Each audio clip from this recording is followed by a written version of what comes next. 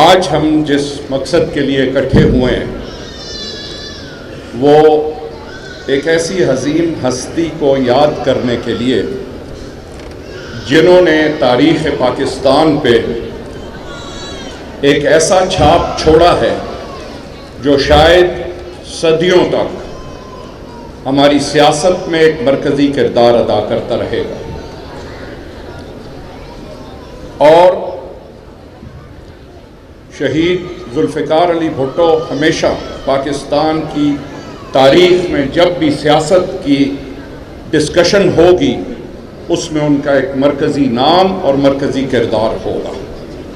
میں تمام دنیا کے انقلابیوں کے لیے ایک شعر عرض کرتا ہوں، پھر اپنی گفتگو کروں گا۔ وہ شعر ہے کہ تاجروں میں سوئے بازار نہیں آؤں گا، تاجروں میں سوئے بازار نہیں آؤں گا، ڈھونڈنے اپنا خریدار نہیں آؤں گا، سر کے بل چل کے سرے دار تو پہنچوں گا مگر سر جھکا کر سرے دربار نہیں آؤں گا۔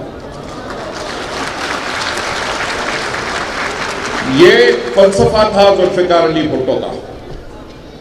وہ سر جھکا کر سر دربار نہیں آئے، لیکن سر کے بل چل کے سرے دار چلے گئے اور تاریخ میں امر ہو گئے۔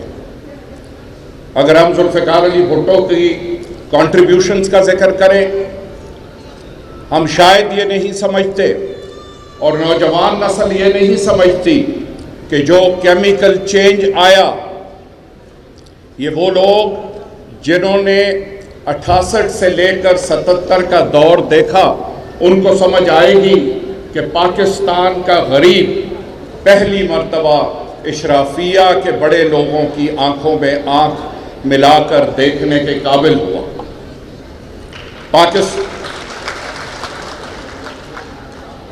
پاکستان کو جو ٹوٹا پھوٹا آئین ملا 1956 میں، پہلی مرتبہ 1973 میں متفقہ طور پہ تمام سیاسی جماعتوں نے ذوالفقار علی بھٹو صاحب کے ساتھ مل کے 1973 کا آئین دیا اس ملک کو جو آج تک رائج ہے۔ یہ صحرا بھی ذوالفقار علی بھٹو صاحب کے سر جاتا ہے۔ آج ذکر ہوا اس ججمنٹ کا، میرے ایک عزیز دوست نے بات کی۔ ہم بھول جاتے ہیں کہ وہ ججمنٹ 4-3 سے ہوئی تھی۔ یہ بھی بھول جاتے ہیں کہ تاریخ میں جو لوگ تاریخ کی صحیح سمت میں کھڑے تھے ان کو یاد کرنے کی ضرورت ہے، ان کو پہچاننے کی ضرورت ہے۔ 3 ججز، جسٹس دراب پٹیل، جسٹس صفدر شاہ اور جسٹس محمد حلیم نے اس کے ساتھ ڈیسنٹنگ نوٹ دیا تھا اس ججمنٹ کے ساتھ، جس میں کلیئر کٹ کیا گیا تھا کہ پروسیکیوشن اپنا کیس اسٹیبلش کرنے میں ٹوٹلی ناکام ہوئی۔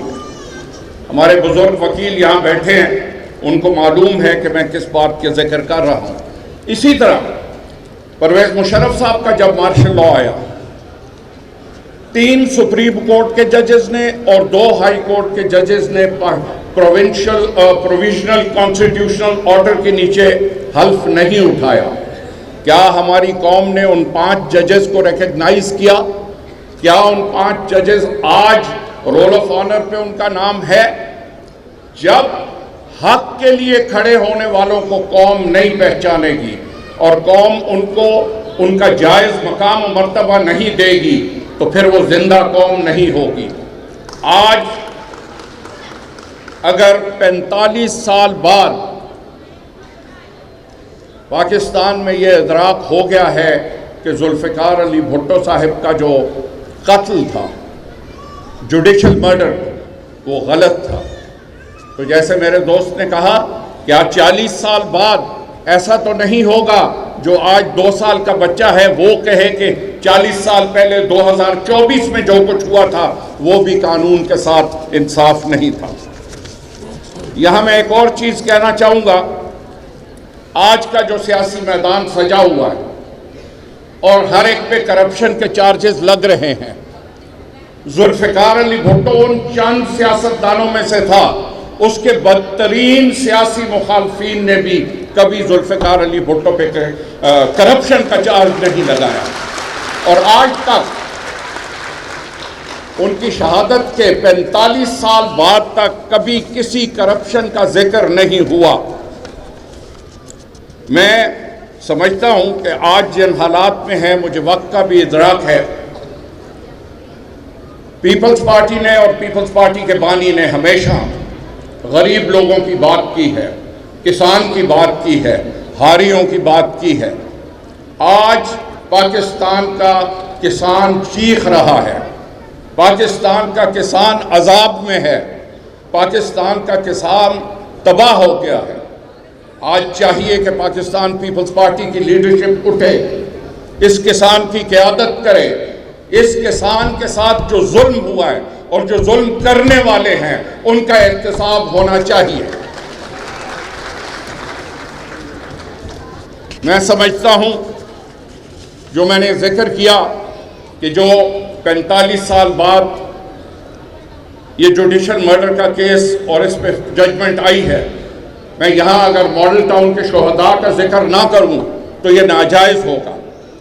چیئرمین بلاول بھٹو صاحب خود تشریف لائے تھے، یادگار شہداء پہ انہوں نے پھول رکھے تھے اور وعدہ کیا تھا کہ شہداء ماڈل ٹاؤن کو انصاف دلانے میں یہ ہمارا ہاتھ بٹائیں گے۔ میں آج آپ کو اپنا وعدہ یاد کرانا چاہتا ہوں، اگر ملک میں ایک ایسا جرم جس کو کروڑوں لوگوں نے اپنی آنکھوں سے دیکھا، اگر اس کا فیصلہ نہیں ہوگا تو لوگوں کا اعتماد عدلیہ سے اٹھ جائے گا۔ آج 10 سال گزرنے کے بعد فیصلہ تو دور کی بات ہے، ایک آزادانہ تحقیق بھی نہیں ہو سکی۔ جوڈیشل کمیشن جو JIT سپریم کورٹ نے ڈیسائیڈ کیا تھا کہ JIT ہوگی، آج 4 سال سے اس پہ سٹے آرڈر لگا ہوا ہے اور اس پہ کوئی فیصلہ نہیں ہو رہا۔ باتیں تو بہت ہیں کرنے کی، میں آخر میں صرف یہ کہوں گا کہ آج ایک ہسٹورک موقع ہے، پیپلز پارٹی پھر برسر اقتدار ہے، جو فنڈامنٹل ریفارمز میں اگر وہ اپنا رول پلے کر جائیں گے تاریخ کے اوراق میں امر ہو جائیں گے، اور اگر تاریخ کے اس موقع پر وہ تاریخ کے درست جانب نہ کھڑے ہوئے، تاریخ کے دائیں جانب نہ ہوئے اور اصحاب یمین میں کھڑے نہ ہوئے تو پھر تاریخ نہ معاف کرنے والی تاریخ ہے۔ میں شہزاد چیمہ صاحب کا بھی بہت شکر گزار ہوں کہ انہوں نے دعوت دی، موقع دیا گفتگو کرنے کا، اور آپ سب احباب کا شکر گزار ہوں کہ آپ نے بڑی تحمل سے میری گفتگو سنی۔ میں آپ سب کا شکر گزار ہوں۔ اللہ پاک ہم سب کا اور ملک پاکستان کا حامی و ناصر ہو۔ السلام علیکم ورحمۃ اللہ۔